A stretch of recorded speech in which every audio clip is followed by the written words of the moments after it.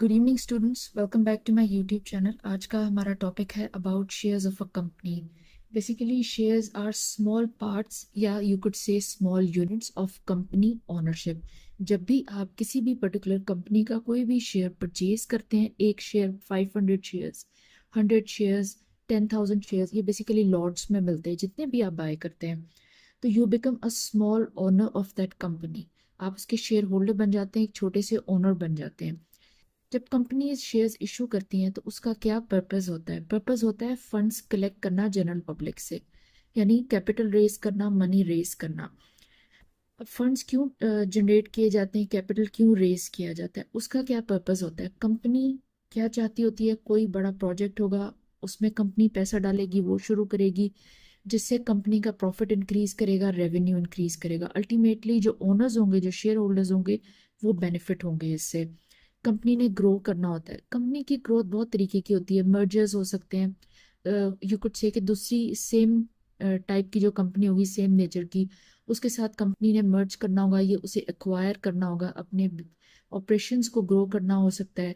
या you could से कि कोई कैपिटल मशीनरी, जो बड़ी बड़ी मशीनरीज होती हैं, वो कंपनी ने बाय करनी होगी, जिसे आप जब कंपनी अपने बिजनेस में लगाएगी तो उससे उनकी स्केलेबिलिटी बढ़ेगी, उनके ऑपरेशंस जो है वो मज़ीद एफिशिएंट होंगे, उनका रेवेन्यू बढ़ेगा, सेल्स बढ़ेंगी, प्रॉफिट इंक्रीज करेगा। अल्टीमेटली जो शेयर होल्डर्स हैं, they will also get the benefit. Sometimes loan repayment भी होता है। कभी कभी लोन ज़्यादा हो जाता है तो इसकी वजह से कंपनी जो है सारा पैसा तो लोन रीपेमेंट में नहीं यूज़ करती है, बट यू कुड से अ स्मॉल फ्रेगमेंट, एक छोटा सा हिस्सा जो कैपिटल पब्लिक से रेज किया जाता है, उससे थोड़ा सा लोन रीपे किया जाता है। लोन रीपे होगा तो बैलेंस शीट जो है वो बेहतर हो जाती है, कंपनी ज़्यादा प्रॉफिट दिखा सकती है। नेक्स्ट पॉइंट ये कि जब आप किसी भी कंपनी के ओनर बन जाते हैं, स्मॉल ओनर बन जाते हैं, आपने उसमें इन्वेस्टमेंट किया, उनके शेयर्स परचेज किए, तो आपको क्या बेनिफिट होता है? एज एन इन्वेस्टर आपको सबसे पहले डिविडेंड मिलता है। ईयरली बेसिस पे कंपनी जो प्रॉफिट अर्न करती है उसका एक छोटा सा हिस्सा सारे शेयर होल्डर्स में डिस्ट्रीब्यूट करती है, उसको हम डिविडेंड कहते हैं। सेकेंड पॉइंट होता है कैपिटल गेन। कैपिटल गेन ये चीज़ होती है कि अगर आपने 1-2 साल शेयर्स रखे या 1 साल भी रखा, कंपनी का जो शेयर था आपने 50 रुपीज़ का खरीदा, 55 में चला गया, आपके पास जितने भी शेयर्स थे आपने स्टॉक मार्केट में जाके बेच दिए, तो आपको कैपिटल गेन होता है, प्रॉफिट होता है।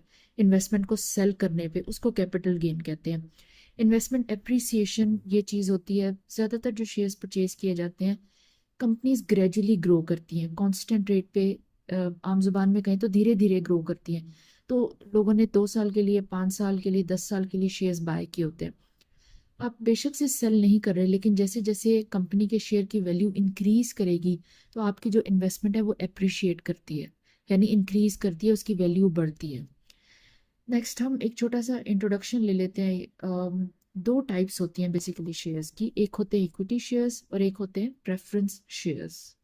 ये बेसिकली हमारा इंट्रोडक्टरी लेक्चर था कि क्या टाइप्स होती हैं शेयर्स की। शेयर्स बेसिकली किसे कहते हैं, कंपनी जो शेयर्स इशू करती है उसका क्या पर्पस होता है, और जब आप ओनरशिप लेते हैं किसी भी कंपनी की स्मॉल परसेंटेज में तो आपको क्या क्या बेनिफिट्स मिलते हैं। नेक्स्ट लेक्चर में हम बात करेंगे इक्विटी शेयर्स के बारे में डिटेल में। नेक्स्ट में हम बात करेंगे प्रेफरेंस शेयर्स के बारे में। Very important lecture. जनरली भी अगर आप इन्वेस्टमेंट करते हैं अर्निंग करने के बाद, तो आपको पता होना चाहिए कि व्हाट टाइप ऑफ शेयर्स आपको बाय करने चाहिए, किस तरह से कंपनीज को सिलेक्ट किया जाता है, और कौन से शेयर्स किस तरह से आपको अवेलेबल होते हैं, और उनका क्या बेनिफिट होता है। Thank you so much.